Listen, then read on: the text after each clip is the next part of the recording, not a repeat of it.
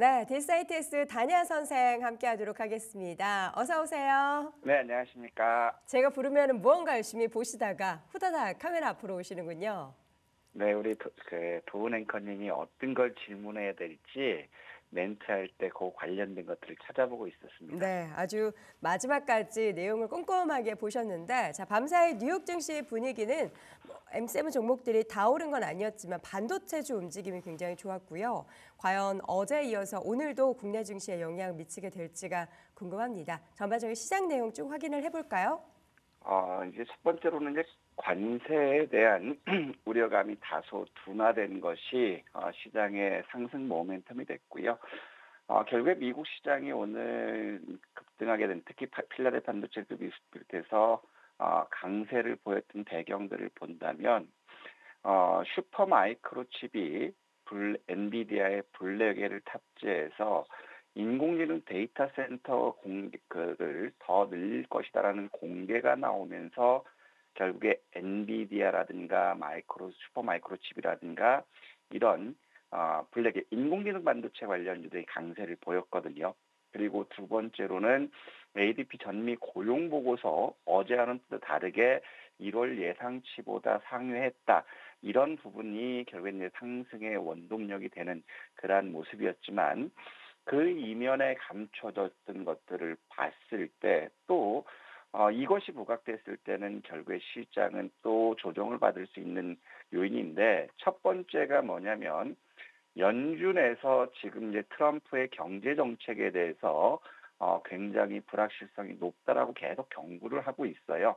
트럼프 입장에서는 연준을 통해서 금리를 내리겠다라고 이렇게 강하게 푸시를 하고 있지만 실질적으로 어떤 정책의 관세 부분이 본격화됐을 때는 인플레이션에 대한 우려감들이 남아있는 그러한 시점이기 때문에 금리 조절을 더디게 갈 수밖에 없다. 그리고 트럼프의 정책이 이렇게 지속됐을 때는 결국에 소비가 위축될 것이고 자국민들에 대한 부채 증가 효과밖에 안 된다. 그리고 불법 이민자 강제 추방을 했을 때 결국에 그 패단은 고용 인건비가 올라가기 때문에 결국에는 물가 상승 압력을 더 증가할 수 있다라는 것, 이 부분이고요.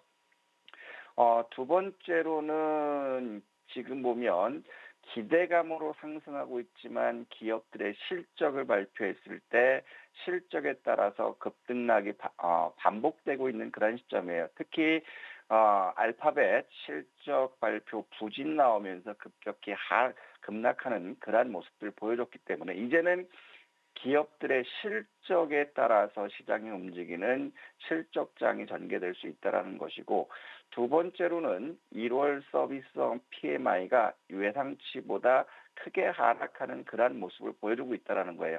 그렇다면 여기서도 경기가 지금까지 호주를 보였지만 이제 다소 둔화될 수 있다는 그러한 지표를 보여줄 수 있다는 거죠. 그래서 향후 시장은 트럼프의 관세 정책 역시도 이제 어느 정도는 현재 주가 가치에 충분히 반영됐다라고 보기 때문에 이제부터는 기업 실적과 경제 지표에 따라서 시장이 움직일 가능성이 크다 이렇게 판단됩니다.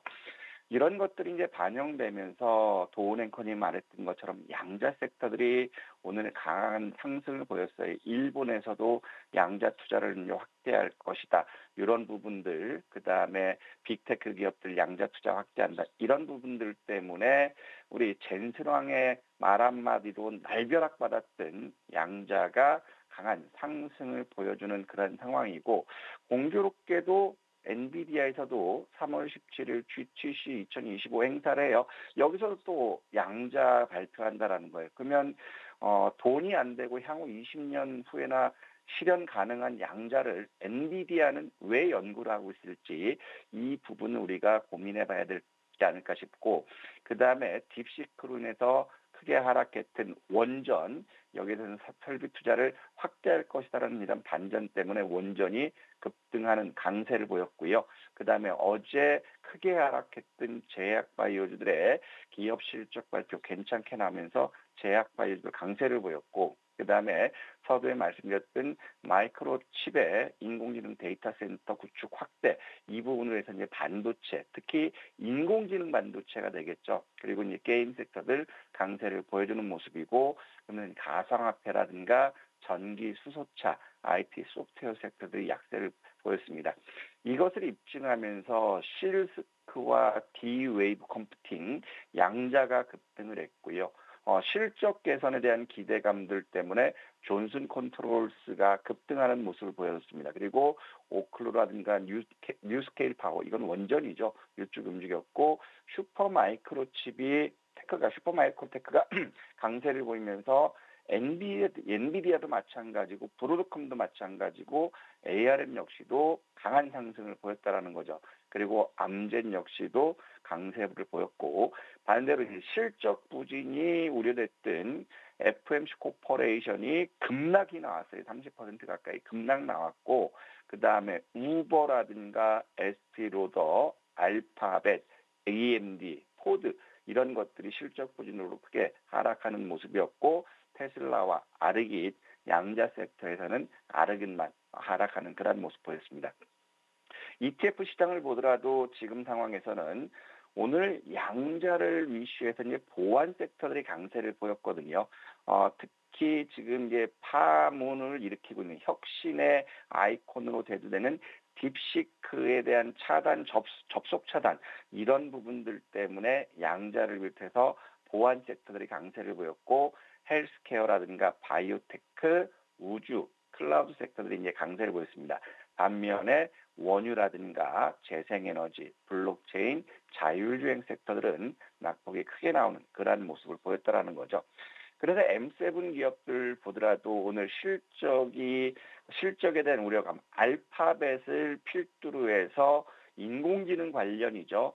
애플이라든가 메타라든가 아마존 이런 쪽들이 하락을 했고, 그 다음에 블랙엘 탑재 이런 기대감으로 해서 엔비디아, 브로드컴, 자 이런 것들 ARM 이런 것들이 인공지능 반도체가 강세를 보여주는 그러한 모습이었거든요.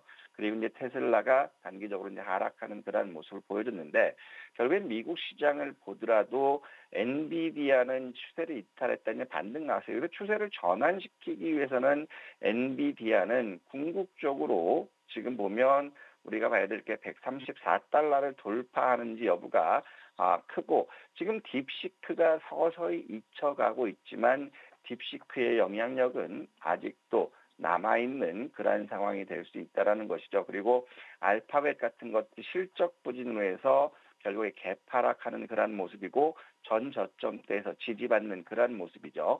자, 그런데 지금 이제 실적이 굉장히 중요하게 작용하고 있어요. FMC 코퍼레이션 같은 경우도 오늘 33% 하락을 마감했지만 장중에 37%까지 하락했다가 꼬리를 만든 모습이에요. 그런 것들 보면 이제 실적에 따라서 주가가 급등락하는 그러한 모습을 보이지 않을까 이렇게 생각되고, 그다음에 M7 쪽에서 본다면 이제 우리 원자재 쪽에서 본다면 안전자산에 대한 기대감이 높아지고 있어요. 그래서 금값이 계속적으로 올라가고 있죠. 지금 국내 같은 경우는 한돈 3.75g이 60만 원을 돌파했다라는 것, 이런 부분들 나오고 있고, 그리고 구리가 이제 지속적으로 상승을 하고 있어요. 어제 구리라든가 알루미늄 상승했기 때문에 2차 전지 섹터들도 반등 나온다라고 했는데 강한 반등 보거든요.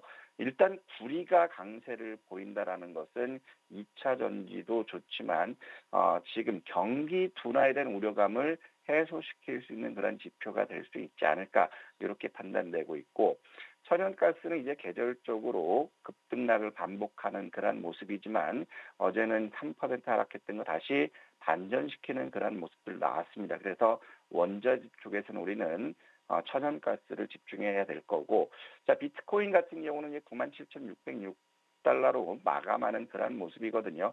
하지만 여기서 보면 지금 상황에서 바로 치고 나가는 것보다는 최근 장중 저가죠. 91,670불대를 다시 한번 밟아주는 그런 조정 나올 수 있기 때문에 91,000불대, 92,000불 이하에서 우리가 한번 비트코인은 매수 관점에서 접근해 볼 수 있지 않을까. 그래서 오늘 상승 마감했지만 이제 경제 지표라든가 기업 실적들 발표하는 그러한 상황들, 특히 경제 지표 둔화라든가 이런 것들이 나왔을 때 단기적으로는 흔들림은 있을 수 있다. 하지만 항상 강조드리는 것처럼 종목 장세는 지속된다라는 것, 이것을 잊지 않으셨으면 좋겠고, 중국 같은 경우는 이제 3대 지수 쪽이 소폭 조정을 보였어야 하지만 기술주 중심의 심천은 강보합으로 마감했는데, 말씀드렸던 것처럼 중국은 다른 아시아, 일본이라든가 우리나라 합치 관세로 급락했던 효과는 없었어요. 왜냐하면 중국이 증시가 연휴 개방되더라도 이 관세에 대한 부담감은 열려 있는 그런 부분이 낙폭은 제한적일 수 있다 했는데 상대적으로 제한적으로 나오는 그런 모습이고, 여기서 우리가 지금 아시아 증시 쪽에서 우리가 우려해야 될 부분들은 뭐냐면, 중국은 이렇다 치더라도 지금 일본 같은 경우는 임금 상승이 지금 계속해서 나오고 있어요. 3년째 임금 상승이 나오고 있기 때문에 일본 중앙은행에서는 금리를 또 인상할 가능성이 있다라는 이런 우려감들이 나오고 있거든요. 이걸 뒷받침하면서 엔화가 강세를 보였어요. 그러면 상대적으로 엔화가 강세를 보이면 또다시 엔캐리 트레이드 총산 매도가 증가될 수 있는 그러한 개연성이 있기 때문에 엔화의 추이도 지켜봐야 되지 않을까, 이런 말씀드리고 싶고, 그러면서 국내 시장은 관세 효과로 급락했던 부분을 다 이제 만회하는 그러한 모습을 보였어요. 60포인트 하락했다가 어제 오늘 해서 대략 55포인트 이상 회복하는 그러한 모습이었거든요. 관세 우려가 둔화되면서 외국인들과 기관인들 매수 지속하고 있는 그러한 모습인데, 일단은 어제 같은 경우는 다음에 자세히 설명드리겠지만은 현물 매수보다는 선물 매수기 때문에 시장의 변동성은 있다라는 거죠. 어제 외국인 기관들 매수했던 부분들은 또 올트만 방한하면서 삼성과 SK, 카카오 협력에 대한 기대감, 이런 것들로 해서 인공지능과 로봇 그리고 AI 의류 관련주들이 움직이는 그런 모습을 보였고, 또 이제 원달러 환율이 다소 이제 안정권으로 진입하는 그런 상황에서 외국인들 매수가 유입됐어요. 하지만 지금 말씀드렸던 것처럼 미중의 관세 부분, 전쟁 부분도 아직까지 남아있는 상태고, 엔화가 강세로 됐을 때 엔캐리 트레이드에 대한 부담감은 굉장히 높아졌다. 이 부분을 우리가 조심해야 되겠고, 그 다음에 관세 부분에 대해서 2월 달 우리 수출이라든가 무역 수지에 대해서 이런 것들이 민감하게 작용할 수 있지 않을까, 이렇게 판단됩니다. 그래서 지금 보면 일단 환율은 1,445원 90전으로 떨어졌고요. 원엔이 946원 80전까지 올라왔거든요. 불과 3개월 전만 하더라도 820원대까지 있던 게 지금 946원 80전까지 왔기 때문에 이 부분을 우리가 지켜봐야 되겠다, 이 말씀드리고 싶고, 결국에 우리가 여기서 이제 보면 2월 달은 일단 다소 수급이 개선되는 모습처럼 보이지만 그렇게 질적으로 보면 아주 좋지는 않아요.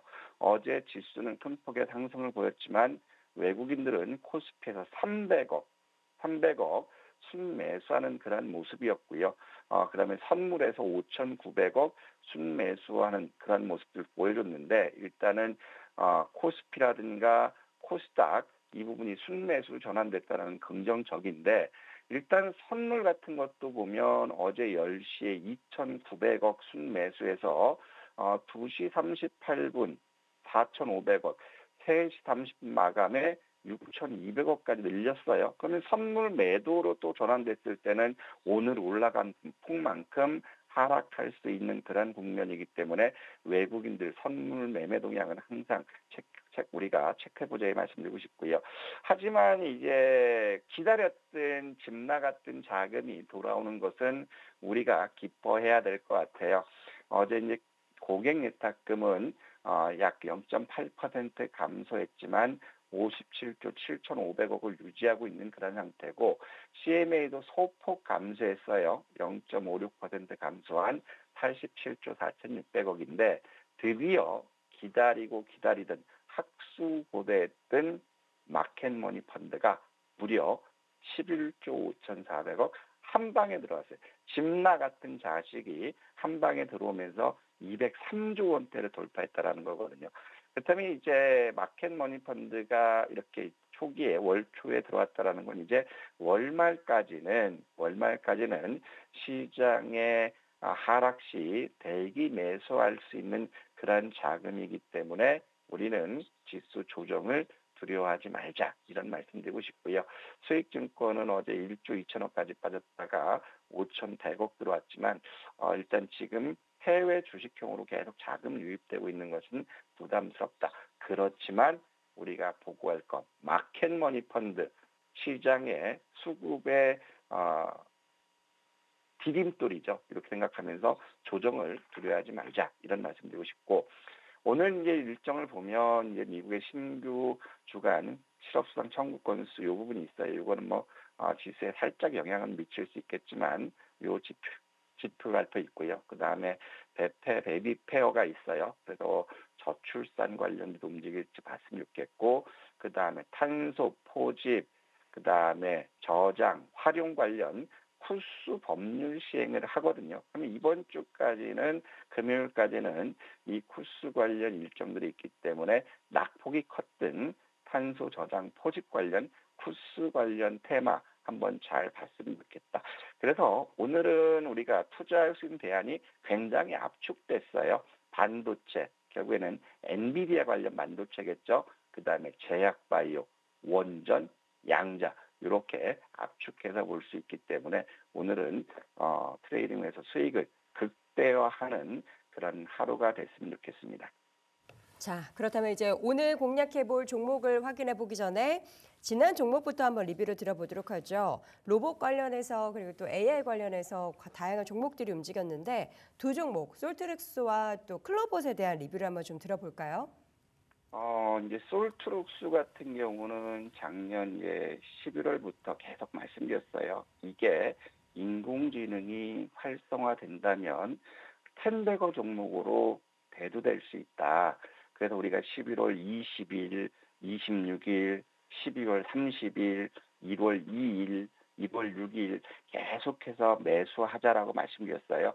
1차적으로 우리가 목표 주가는 지난 11월 27일 날 목표 주가를 최초 25,000원에서 33,000원까지 상향해 있는데 어제 시점에서 일단 목표 주가는 도달된 그러한 모습이거든요. 어제 같은 경우는 어떤 거냐면 이제 이달 13일이에요. 젠 AI 핸즈온 행사에서 루치아 2.5를 공개하거든요. 근데 이 기사가 어제 처음 나온 게 아니었어요. 이미 지난달에 요 기사가 나왔는데 어제 공교롭게도 오픈 AI CEO 방한 이 이슈 때문에 급등하는 그런 모습을 보여줬는데 일단 2024년 실적은 이제 3분기부터 흑자가 돌아섰어요. 그래서 올해 같은 경우 2024년 같은 경우는 거의 똔똔 수준 이쪽으로 갈 것이고 2025년도부터 신제품에 대한 기대 효과 그 다음에 오픈 AI, 오라클 그 다음에 이쪽이 730조를 투자하죠. 그리고 아마존 역시도 19조 투자하고 마이크로소프트 역시도 140조 인공지능에 투자한다라는 거거든요. 그래서 1차 목표가는 도달했지만 이제 길게 2026년까지 도달하신다면 자 이거는 신고가를 기대해보자. 대신에 단기로 보시는 분들은 지금 오면 31,500원을 지지하면 1차 35,000원대에서 다시 한번 확인해 볼 거고 31,500원대를 이탈한다면 짧게 보시는 분은 매도하고 29,000원, 3만원 재매수하는 전략 나쁘지 않다. 하지만 엉덩이 무겁게 가실 분들은 신고가 도전하자라고 말씀드리고 싶고 그 다음에 우리 클로봇 같은 경우도 지난 1월 3일 날 우리가 목표 주가를 상향했어요. 12,700원으로 일단 우리 신고가 도전하자라고 이제 목표 주가 1월 3일에 상향했는데 이거 역시도 12월 26일과 12월 30일, 1월 2일, 1월 6일 계속해서 보자고 했어요. 로봇과 인공지능은 지속적으로 가기 때문에. 그래서 어제 상황에서 이제 신고가 목표는 도달했어요. 하지만 앞으로 더 갈 수 있는 그런 모습도 충분하기 때문에 14,000원을 이탈한다면 매도하시고 11,000원에서 12,700원 여기서 다시 매수하자. 그래서 시가총액 5천억 도전하자. 그리고 14,000원 지지한다면 바로 시가총액 5천원 도전하자. 이 말씀 드리고 싶습니다. 자, 그럼 솔트룩스 클로버스에 이은 오늘장 하드슈 종목 어떤 종목 공략해 볼까요? 자, 오늘은 아무래도 이제 인공지능 관련해서 엔비디아 관련해서 한번 봤으면 좋겠어요. 네. 오늘 슈퍼마이크로칩이 이거 블랙에 기반으로 해서 데이터 센터를 구축한다고 해서 엔비디아가 움직였는데 결국에 마이크로소프트라든가 메타, 구글 역시도 인공지능 데이터 센터 투자를 확대한다라는 것은 결국에 이제 엔비디아에는 긍정적인 주가거든요. 그래서 지금 보면 워트라든가 MDS테크라든가 C랩, 아이크래프트 이런 것들이 엔비디아 관련주로 굉장히 급등해요. 하지만 소형주고 거래량이 너무 없기 때문에 이게 다소 부담스럽거든요. 하지만 여기서 단기 트레이딩 보신다면은 우리는 뭐 워트도 좋지만 MDS테크를 한번 말씀 좋겠어요. 1275원에서 동시호가 매수하시고 손절은 1150원 이탈 보시고 목표 주가는 1차는 1600원, 2차는 1900원 도전했으면 좋겠습니다. 네, 오늘 신규 하드슈 종목은 MDS테크를 탑픽으로 꼽아봤습니다. 목표 주가를 1,600원으로 보고 오늘장 흐름 지켜보겠습니다. 자, 시간의 단일가 특징 종목은 뭘 볼까요? 그동안 굉장히 소외됐어요, 시장에서. 이 재건 섹터들이. 근데 이제 지금 우리 트럼프도 자기 취임 후 일주일 안에 휴전하겠다. 결국에는 뻥카가 됐죠. 빈말이 공수표가 됐어요. 하도 지금 젤런스키를 압박하니까 야 니들 270조 지원했는데 니들 우리 히토리 줘. 이런 식으로 가니까 젤런스키가 이런 화답을 했어요. 좋다. 푸틴과 직접 협상 나설 수 있다. 이 발언 때문에 범양건영이라든가 SY 스틸텍, 전진거래 같은 이런 것들이 움직여줬거든요. 그러면 이제 이쪽은 낙폭 과대기 때문에 오늘 급반등 나올 수 있어요. 그래서 이런 쪽들은 트레이딩적으로 보실만 하고 그리고 중요한 거는 휴전이나 종전은 먼 미래가 아니라 가까운 미래가 될 수 있어요. 그래서 이런 쪽들은 낙폭 과대 상황이니까 오늘 갔다가 밀리더라도 한번 모아볼만 하지 않을까 이 말씀 드리고 싶습니다. 네, 시간의 단일가 특징 종목 이제 관련한 종목 중에서는 범양건영을 비롯한 재건 관련한 종목들 잘 지켜보도록 하겠습니다. 오늘 MDS테크 다시 한번 하드슈 탑픽으로 꼽아주셨으니까 내용 잘 지켜보시기 바랍니다. 딜사이트S 단야 선생 함께했습니다. 고맙습니다. 네, 감사합니다.